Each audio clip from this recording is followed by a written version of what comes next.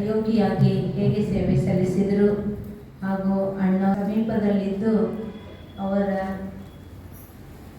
ಜೊತೆಗಿರುವಂತಹ ಅನುಭವ, ಜೊತೆ ಸೇವೆ ಸಲ್ಲಿಸಿರುವಂತಹ ಅನುಭವವನ್ನು ಜೆ.ಸಿ. ಅಕ್ಬರು ಹಂಚಿಕೊಳ್ತಾರೆ.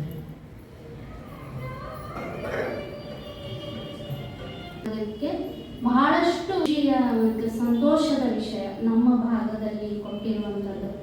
ಆ ಒಂದು ಹೊಸದಾಗಿ ಬಂದಿರುವಂತಹ ವಿಶ್ವವಿದ್ಯಾಲಯಕ್ಕೆ ಧಾರವಾಡದಿಂದ ಸುಮಾರು ಒಂದು 8ರಿಂದ 10 ಜನ ಅನುಭವ ಇರುವಂತಹ ಎಲ್ಲ ಧಾರವಾಡ ವಿಶ್ವವಿದ್ಯಾಲಯದ ಎಲ್ಲ ನೌಕರರು, ಅಧಿಕಾರಿಗಳು ನಮ್ಮ ಬಾಗಲಕೋಟೆಗೆ ಬಂದಿರೋದು ನಮ್ಮ ಅದೃಷ್ಟ. ಯಾಕಂದರೆ ಆ ಸಮಯದಲ್ಲಿ ಆ ವಿಶ್ವವಿದ್ಯಾಲಯವನ್ನು ಬೆಳೆಸಿ ಮುಂದುವರಿಸುವಂಥ ಜವಾಬ್ದಾರಿ ಎಲ್ಲ ಈ ಹಿರಿಯ ಮೇಲಾಧಿಕಾರಿಗಳ ಮೇಲಿತ್ತು.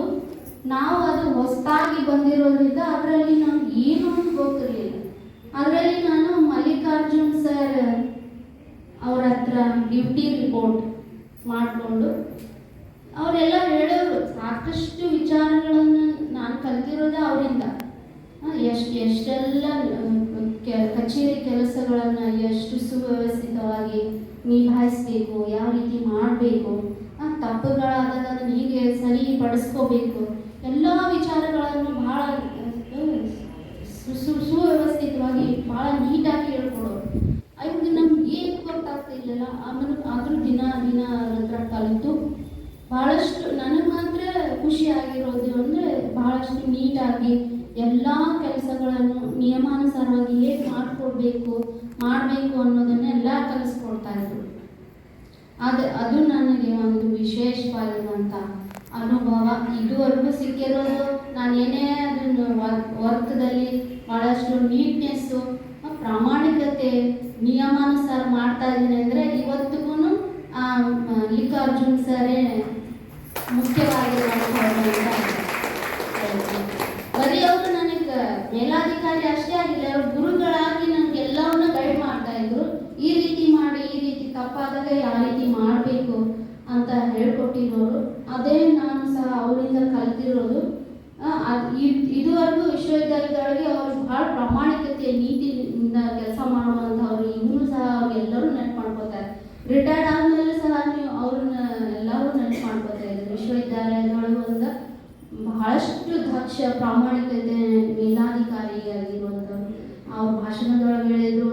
ಮತ್ತು ಬೀದರ್ ವಿಶ್ವವಿದ್ಯಾಲಯ, ರಾಯಚೂರು ವಿಶ್ವವಿದ್ಯಾಲಯದಲ್ಲಿ ಹಣಕಾಸು ನಿಯಂತ್ರಣಾಧಿಕಾರಿಗಳಾಗಿ ಹೋಗಿ ಕೆಲಸ ಮಾಡಿ ಎಲ್ಲೂ ಸಹ ಬಹಳಷ್ಟು ಹೆಸರನ್ನು ಪಡೆದುಕೊಂಡು ಮರಳಿ ಮತ್ತೆ ಬಾಗಲಕೋಟೆ ವಿಶ್ವವಿದ್ಯಾಲಯಕ್ಕೆ ಬಂದು ಇಲ್ಲೂ ಸಹ ಕಾರ್ಯವನ್ನು ನಿರ್ವಹಿಸ್ತಾ ಇದ್ದಾರೆ. ಅಷ್ಟೇ ಅಲ್ಲದೆ ನಮಗೆ ಬಹಳಷ್ಟು ಇನ್ಸ್ಪೈರ್ ಸರಿಂದ ನಾವು ಭಾಳನ್ನ ತಿಳ್ಕೊಂಡಿದ್ದೀನಿ, ಭಾಳ ಕಲ್ತ್ಕೊಂಡಿದ್ದೀನಿ. ಇವಾಗ ವಿಶ್ವವಿದ್ಯಾಲಯದ ಕೆಲವೊಂದು ನೀತಿ ನಿಯಮಗಳನ್ನು ಅನುಸಾರ ನಡಿಬೇಕು ಅಂದಾಗ ವರ್ಗಾವಣೆ ಒಂದು ಬಂತು. ಎಲ್ಲ 10 ವರ್ಷ ಮೇಲ್ಪಟ್ಟ ಇರ್ತಕ್ಕಂಥ ನೌಕರರನ್ನು ಬೇರೆ ಕಡೆ ವರ್ಗಾವಣೆ ಮಾಡಬೇಕು. ಆ ಸಮಯದಲ್ಲಿ ನಾವು ಹಣಕಾಸು ನಿಯಂತ್ರಣಾಧಿಕಾರಿಯಿಂದ ಬೇರೆ ಕಡೆ ಇಂಟರ್ನಲ್ ಮಾಡಿದ್ರು, ಆಂತರಿಕ ವರ್ಗಾವಣೆ ಆಗಿತ್ತು. ಆದರೂ ಸಹ ಮತ್ತೆ ಬೇರೆ ಕಡೆ ಸ್ವಲ್ಪ ಕೆಲಸ ಕಲೀಲಿ ಅನ್ನೋ ಉದ್ದೇಶದಿಂದ ನಮಗೆಲ್ಲ ಮಹಾವಿದ್ಯಾಲಯಗಳಿಗೆ ವರ್ಗಾವಣೆ ಮಾಡುವ ಒಂದು ಸಂದರ್ಭದಲ್ಲಿ ನನಗೆ ತೋಟಗಾರಿಕಾ ಮಹಾವಿದ್ಯಾಲಯ ಬೆಂಗಳೂರಿಗೆ ಟ್ರಾನ್ಸ್ಫರ್ ಮಾಡಿದರು. ಇವಾಗ ಅಲ್ಲಿ ಹೋಗಿ 1 ವರ್ಷ ಆಯಿತು. ಅಲ್ಲಿಯೂ ಸಹ ಕೆಲಸ ನಿರ್ವಹಿಸ್ತಾ ಇದ್ದೀನಿ. ಮುಖ್ಯ ಆವರಣದಲ್ಲಿ ಇರ್ತಕ್ಕಂಥದ್ದು ಕೆಲಸನೇ ಬೇರೆ ಇರೋದು.